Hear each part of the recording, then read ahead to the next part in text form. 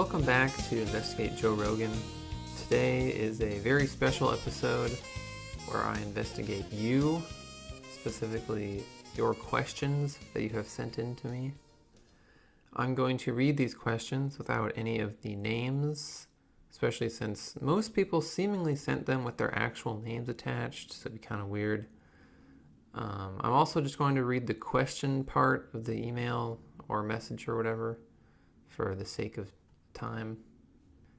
This won't be coming out on the actual official 1-year anniversary of when I started this podcast, which was my original plan for this Q&A episode, but it's close enough. It's still pretty close.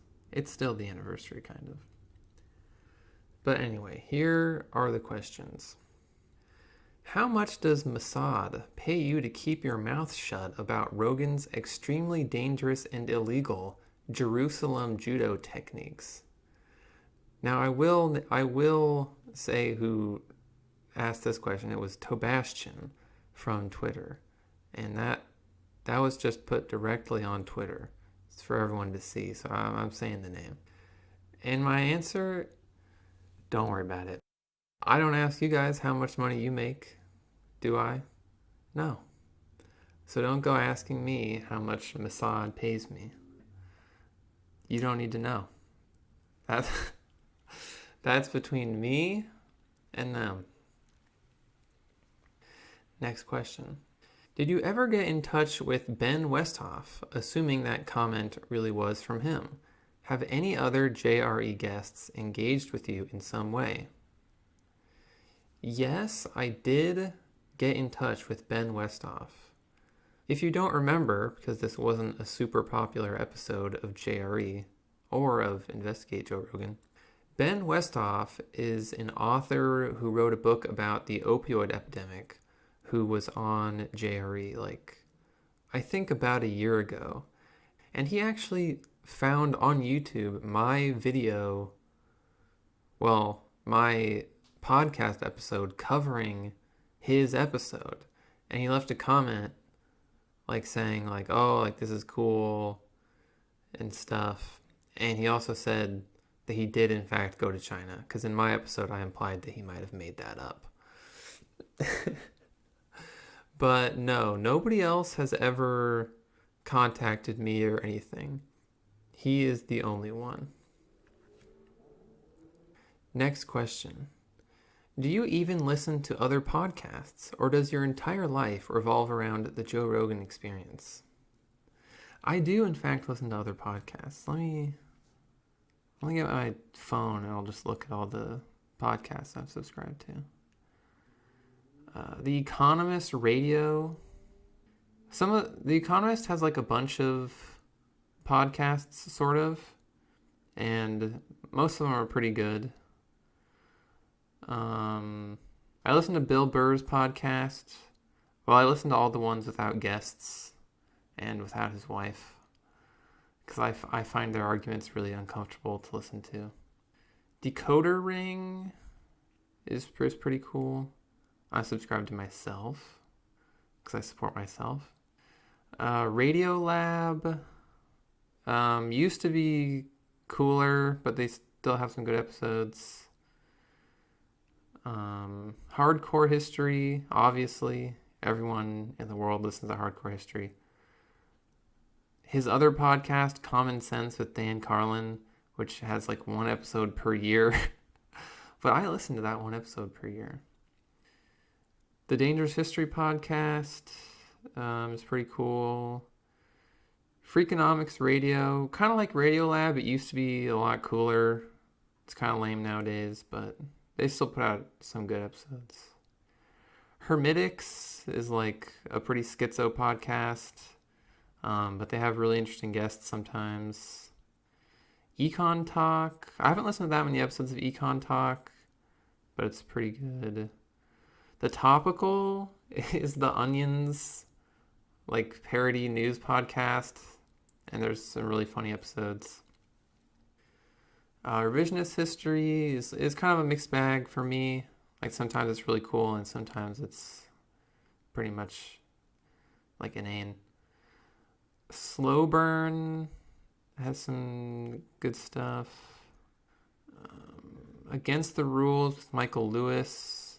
What is this? I can't even remember this. I don't know. What is this? I think this was about like basketball or something. But that was pretty good. A History of the World in 100 Objects is a really cool podcast that like the BBC made. History of Rome, again, everyone's listened to that. That's a great podcast. And yeah, the Joe Rogan Experience. That's probably going to be the longest answer to any of these questions right there. Next question. Do you even like the Joe Rogan Experience? Now, this is possibly the hardest question to answer, but I think I came up with a good answer. I think that I basically do like the Joe Rogan Experience overall, but it's sort of like Black Mirror or any sort of anthology or sketch show. If someone asked me, do you like the show Black Mirror? I would say that there are episodes of Black Mirror that I like and think are really good. There are other episodes that I think are terrible. And that's pretty much how I feel about the Joe Rogan Experience. I think it varies wildly based on the guest. It's not really something where I don't think anyone likes every episode, right? I don't know. Probably some like diehard Rogan people out there do. Next question. Why did you make this podcast? Honestly, the primary reason was just because I thought it would be fun/funny for me personally. But I was also sort of interested intellectually, I guess, in finding out whether or not this stuff was actually true. Because I'd listened to a bajillion hours of this guy talk on the internet. And I just started to wonder, like, is this even true? Like some of this stuff? Next question. Who are your JRE dream guests, excluding impossible people like dead people from history and fictional characters? Well, I think the big one is Donald Trump. I think everyone wants to see Trump. I think it would be an extremely weird and surreal thing to see Donald Trump in that little red, like, oven studio. I think if Donald Trump wins the election, there's pretty much no way he could ever be on. But I think if he loses, it becomes somewhat possible that he could be on. Maybe. I really don't know. I'd really like to see Eric Andre, not just because I find him funny, but because I watched his interview with Larry King, and it's so funny that it's basically another episode of the Eric Andre show. He's basically just playing a character. And as a lot of people have pointed out, Joe Rogan is actually really bad at picking up on jokes. You will notice, like, when guests make jokes, even like comedian guests, they will frequently just go right over his head. So I think Eric Andre could mess with Joe Rogan for hours without him noticing, and it would be really funny. Kanye was my dream guest for a while, and now that dream has come true. And my episode covering that will be out soon-ish. I'm going to put out this episode, then an episode on Paul Salad, and then the Kanye episode. So hopefully, like, pretty soon. I think it would be interesting to have Christopher Poole on. Arnold Schwarzenegger would be a good guest. Alex Jones, again, part 3. I would love to see that. A literal chimpanzee to just get in there and like tear Jamie's like face off. I think that'd be cool. Next question. What would an episode of Joe Rogan with you as the guest look like? I would make a huge PowerPoint covering everything I have ever said in every episode of this podcast. And I would force Jamie to pull up every slide. And it would be the most awkward, most confrontational, longest episode of JRE ever. It would be great. Next question. Favorite and least favorite episode? Question mark. Alex Jones Returns is my favorite episode of all time. I don't really have a least favorite, since before starting this podcast, I would simply avoid listening to guests I knew I would hate. So I would pretty much only end up listening to episodes that I liked, or if I didn't, I would just stop listening after like 10 minutes or whatever. But since I started this podcast, I listen to episodes I wouldn't have otherwise. And I don't know if I can really pin down a least favorite, but recently I would say Tim Kennedy is my least liked guest. Next question. You focus on debunking and what's said that is wrong, but what is the most factual episode that you know of? The most factual episodes are the ones that I listen to with the intent of investigating them, but then I don't because there'd be nothing for me to say, because pretty much everything they said was true.